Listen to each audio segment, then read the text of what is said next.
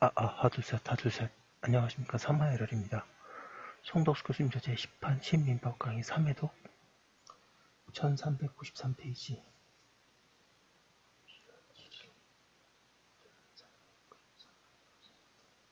4번은 물건의 하자에 대한 담보 책임 보겠습니다. 삼하엘lerTV 진짜 구독, 추천 부탁드리고 유튜브 구독을 권합니다.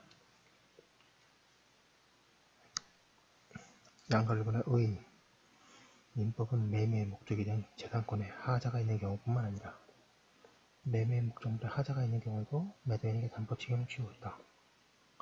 이와 같이 매매의 목적물에 하자가 있는 경우에 대한 매도인의 담보 책임을 보통 하자 담보 책임이라고 한다. 매도인의 하자 담보 책임은 특정물 매매에서뿐만 아니라 불특정물 매매에서도 인정되는데 이 두 가지 경우를 함께 살펴보기로 한다. 양가 2번의 요건, 방가 1번의 매매의 목적물에 하자가 있을 것. 양가로가 하자의 개념.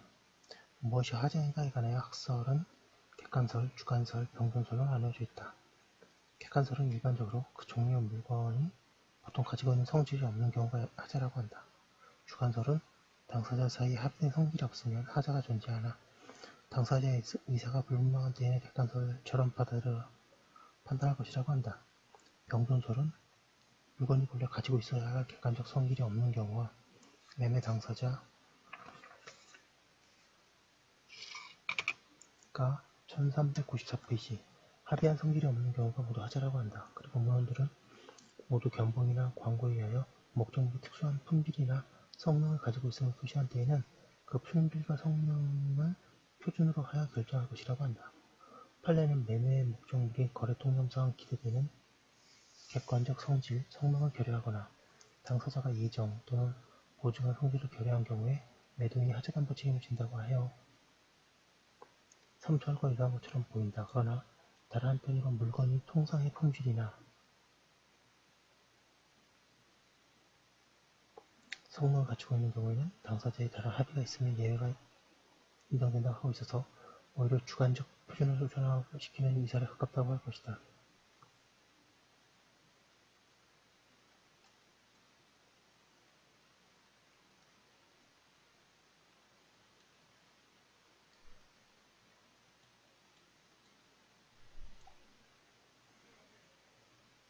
판례 보겠습니다.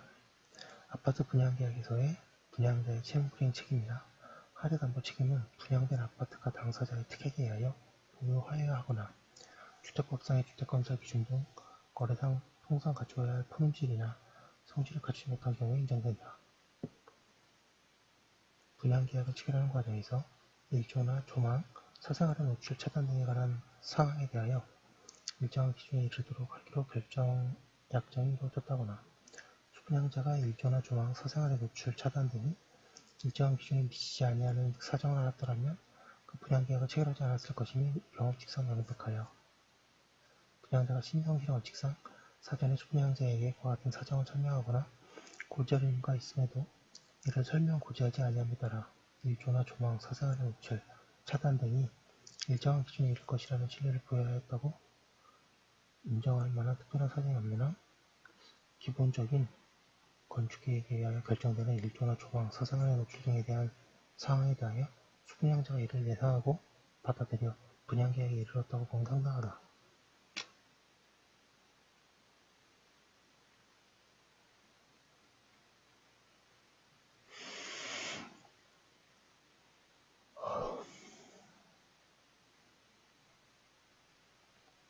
따라서 분양된 아파트가 위와 같이 건축관계 법령 및 주택법상의 주택건설 기준 등에 적합할 뿐만 아니라 분양계약 체결 당시 수분양자에게 알려진 기본적인 건축계획대로 건축된 경우에는 아파트 각 동세대의 방향 높이, 구조 또는 다른 동과의 인접 거리 등으로 인하여 일정 시간 이상의 일조가 확보되지 아니하고 조망이 가려지며 사생활이 노출된다고 하더라도 위에서 본 바와 같이 특별한 사정이 없는 한 이를 가지고 이 아파트가 분양계약 당시 수분양자에게 제공된 기본적인 건축계획에 관한 정보에 의하여 예상할 수 있었던 범위를 벗어나 분양계약의 목적물로서 거래상 통상 갖춰야 하거나 계약자의 특약에 의하여 보유해야 할 품질이나 성질을 갖추지 못한 경우에 해당한다고 할 수 없다.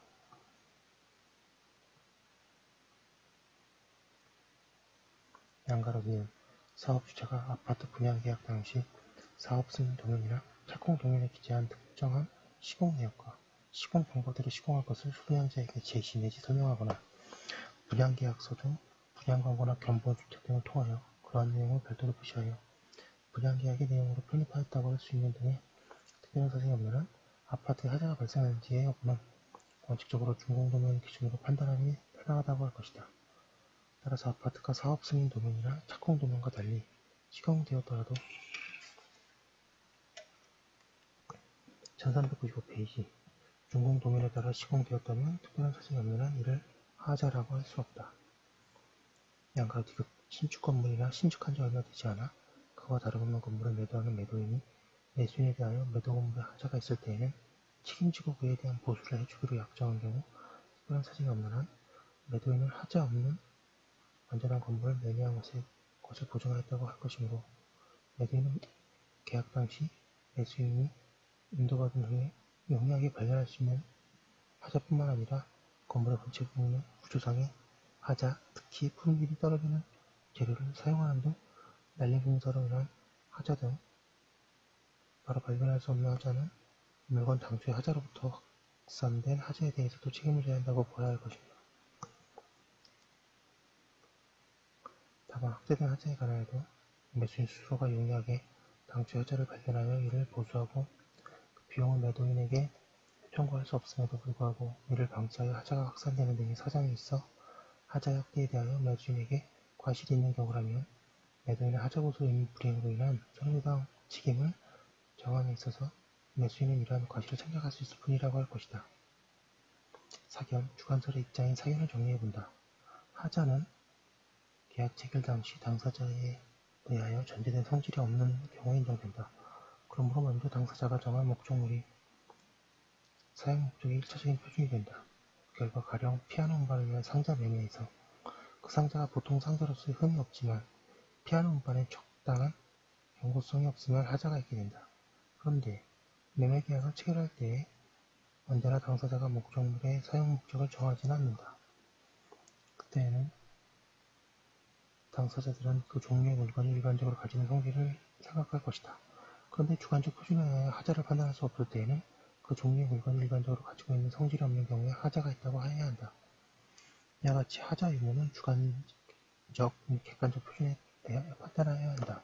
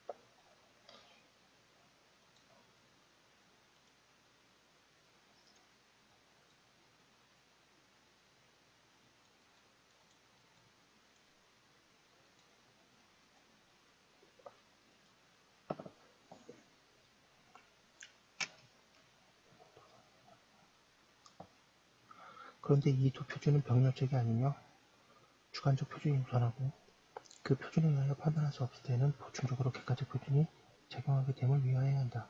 한 가지 덧붙인 것은 전제된 성질이 없는 경우 가운데 그 성질이 없어서 매수인에게 더 유리한 때에는 하자가 없다고 해야 한다는 점이다. 예컨대 금, 도금된 반지를 매매하였는데 순금 반지가 급부된 때에 그렇다. 하여튼 남부책임은 계약 해소의 수단으로 이용되지 않아야 하기 때문이다. 매도인 견본이나 광고 등에서 일정한 성질을 가지는 것으로 표시한 경우는 당사자가 일정한 성질에 전제한 경우에 해당할 것이어서 특히 주관설을 취한 때에는 따로 설명할 필요가 없다.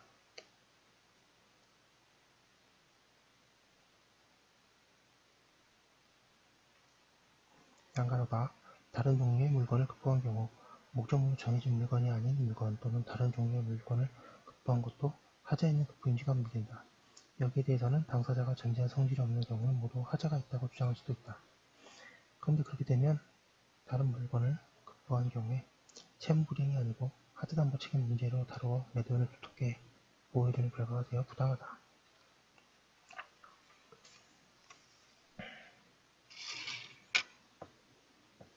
1396페이지. 결국 다른 물건을 급부한 것은 하자에 있는 급부를 한 것이 아니고 급부가 없었다고 보아야 한다. 양가로다의 법률적 장애. 매매 목적물에 물질적인 흠은 없으나 법률적인 장애로 인하여 원하는 목적으로 사용할 수 없는 경우도 물건의 하자인지가 문제된다.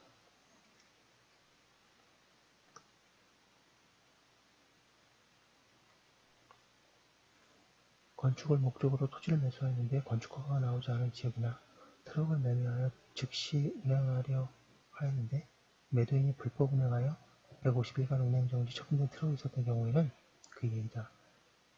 여기에 관해서는 1번에 하나의 개념을 권리하자라고 하나 2번 물건의 하자라고 하는 개념도 있다. 1선은 법률적 장애를 물건의 하자라고 보면 경매의 경우에도 매도인의 담보 책임을 지지 않게 되므로 매수인이 불이익하게 되어 부당하다고 한다. 2선은 575조의 소유권의 제한과 법률적 장애는 성질이 다르다고 한다. 그리고 판례는 이설처럼 물건의 하자로 본다. 사견, 물건에 있어서 법률관계는 엄연한 성질이다. 그럼에도 불구하고 매수인에게 불리한 부정을 적용을 피하기 위한 성질이 아니라고 해서는 안된다. 결국 이설과 판례가 옳다.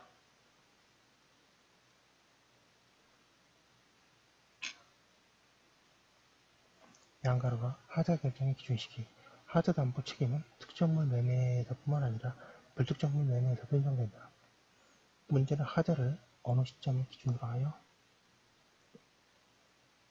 판단하는가 하는 것이다. 여기에 관해서 학설은 방가로가 1번의 특정물 매매에 있어서의 계약 체결 시, 종류 매매에 있어서의 특정시라고 하는 견해와 이번에 위험이 이전하는 목적물 인도시라고 하는 견해가 대립하고 있다. 그리고 판례는 특정물 매매에 관하여 계약 성립시가 기준이 된다고 한다.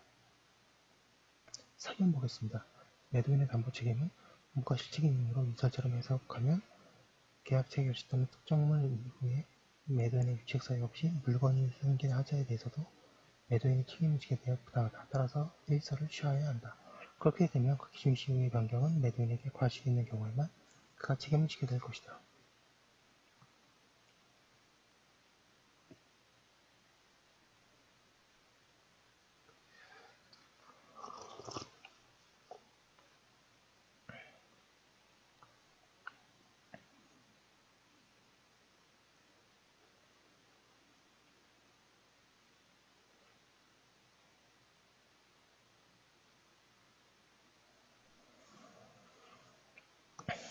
이번에 매수인의 선의 무과실, 매수인이 하자에 있는 것을 알았거나 과실로 인하여 알지 못한 때에는 매도인은 담보 책임을 지지 않는다. 그러므로 담보 책임을 물으려면 매수인은 선이고 선인데 과실이 없어야 한다. 이 요건은 매수인이 그의 선의 무과실을 증명할 필요가 있고 담보 책임을 면하려는 매도인이 매수인의 악의 또는 과실이 있었음을 증명하여야 한다.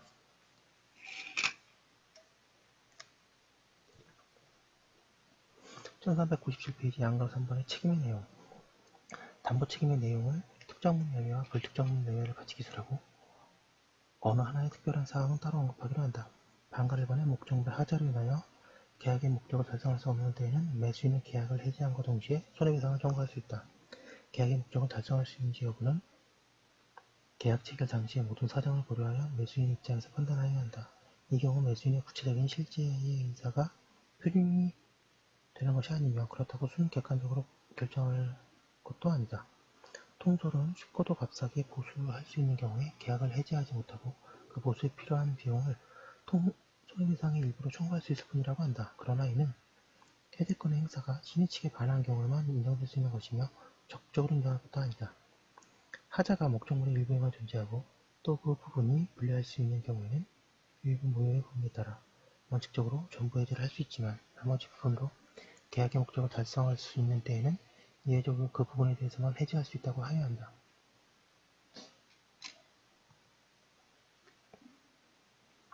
계약이 해제되면 이행하지 않은 채무는 소멸하고 이미 이행한 부분은 서로 반환하여 원상으로 회복하여야 한다. 그리고 매수인은 손해배상을 청구할 수 있는데 손해배상의 범위는 신뢰의 이익이다. 반가이번에 목적물의 하자가 계약의 목적을 달성할 수 없는 정도로 중대하지 않은 때에는 매수인은 계약을 해지하지 못하고 손해배상만 청구할 수 있다. 이때 손해배상도 실내이익의 배당인데 거기에는 하자로 인한 가치 감소금도 포함되어야 한다.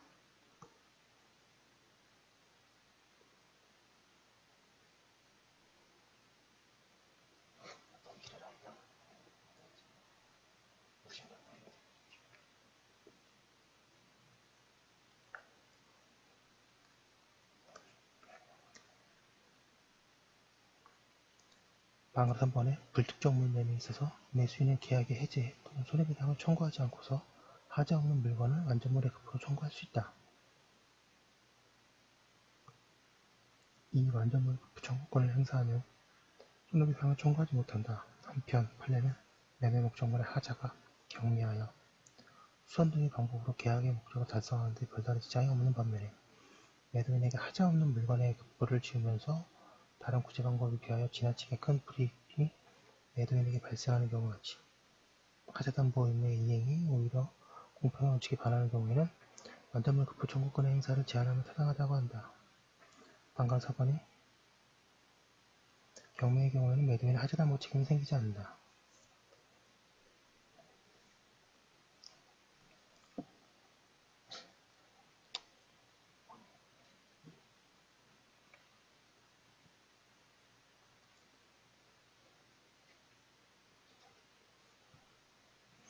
방가 5번에 매도인의 담보 책임을 지는 경우에 매수인이 하자의 발생 및 그 확대에 영향을 미친 때에는 법원은 손해배상의 범위를 경함에 있어서 이를 착착하여 하며 이 경우 배당 의무자의 항변이었더라도 소송에 나타난 자료에 의하여 그 과실이 인정되면 법원은 직권으로 이를 심리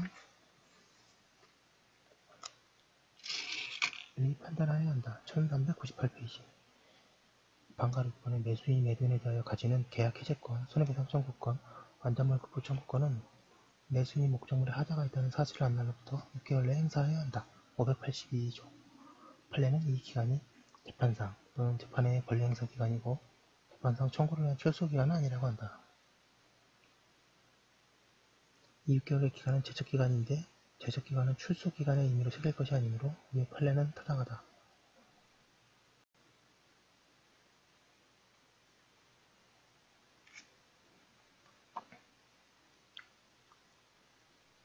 매도인에 대한 하자담보의 기한, 손해배상 청구권에 대해서는 민법제 582조의 제척기간이 적용되고 이는 법률관계의 두둑한 안정을 도모하고자 하는 데 취지가 있다. 그런데 하자담보에 기한 매수인이 손해배상 청구권의 그 권리의 내용, 성질 및 취지에 비추어 민법제 162조 제1항의 채권의 소멸시효의 규정이 적용된다고 할 것이고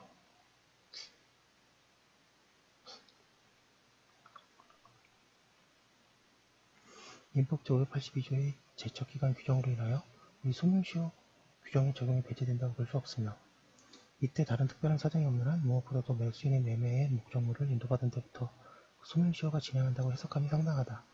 갑이 을 등에게서 부동산을 매수하여 소유권 이전 등기를 맡았는데 이 부동산을 순차 매수한 병이 부동산 지하에 매립되어 있는 폐기물을 처리한 후 갑을 상대로 처리비용 상당의 손해배상 청구 소송을 제기하였고 갑이 병에게 유익 판결에 따라 손해배상금을 지급한 후에 을 등을 상대로 손해담보 책임에 대한 손해배상으로서 병에게 이미 지급한 돈의 배당을 구한 사안에서 갑의 하자담보에 대한 손해배상 청구권은 갑이 을 등에게서 부동산을 인도받았을 것으로 보이는 소유권 이전 등기로부터 소멸시효가 진행하는데 갑이 그로부터 10년이 경과한 후에 소를 제기하였으므로 갑의 하자담보 책임에 기한 손해배상 청구권은 이미 소멸시효 완성으로 소멸되었다고 한 사례. 방금 7번에 목적물이 하자가 있는 경우에는 매도인은 하자담보 책임만 지는가? 여기에 관해서 불완전급부 책임이 보충적인 성격이 있다는 견지에서 확대 손해에 대해서만 불완전급부 책임이 인정된다는 변화가 있을 수 있다. 하지만 하자담보 책임이 무과실 책임이고 거기에서의 손해배상 범위가 실내이익이므로 매도인에게 유책사유가 있는 때에는 확대 손해가 없는 때에도 그 요건을 증명하여 불완전급부 책임을 물을 수 있다고 해야 한다. 판례는 확대 손해에 대하여 배상 책임을 지우려면 세무의 내용으로 된 하자 없는 목적물을 인도하지 못한 의무 위반 사실 외에 매도인에게 유책 사유가 있어야 한다고 하며 토지의 매도인이 성토 작업을 기호하러 다량의 폐기물을 토지에 매립하고 그 위에 토사를 덮은 다음 토지를 매도한 경우에 불안전 이행 책임과 하자담보 책임이 경합을 인정하고 있는데 이러한 판례는 사견과 같은 입장으로 보인다. 판례 보겠습니다. 판례는 감자 종자가 잇말린 병에 감염된 것이어서 수확량이 현저하게 줄은 경우 매수인이 입은 손해는 감자를 경작하여 정상적으로 얻을 수 있었던 평균 수익금에서 실제로 소득한 금액을 제한 나머지가 1399페이지 되어야 하고 매수인이 실제로 들인 비용에서 소득한 금액을 공제한 금액을 기준으로 하여 손해액을 산정한 것은 아니라고 한다. 그리고 매수한 채소종자가 30%만 발화된 경우에 관하여 채소종자처럼 그 일부가 불량한 때에 그것을 양호한 것과 분류할 수 없는 상태로 혼합되어 있는 물건의 거래에 있어서 특별한 사유가 없는 한 매수인의 손해를 일률적으로 불량한 부분에 대한 비율로 상당한 채소종자의 가격이라고 할 수 없고 그 전량이 불량성을 갖는다고 보기 상당하다. 방가로 8번에 상사매매에 관해서는 상법의 특칙이 두어져 있다. 그에 의하면 매수인은 목적물을 수령한 때에 지체 없이 이를 검사해야 하고 하자 또는 수량의 부족을 발견한 경우에는 즉시 매도인에게 그 통지를 발송하여야 하며 그렇지 않으면 이로 인한 계약 해지 대금 감액 손해배상을 청구할 수 없다고 하고 있습니다. 지금 본 것은 제4번 물건의 하자에 대한 담보 책임이고요. 요건으로 매매 목적물의 하자가 있을 것,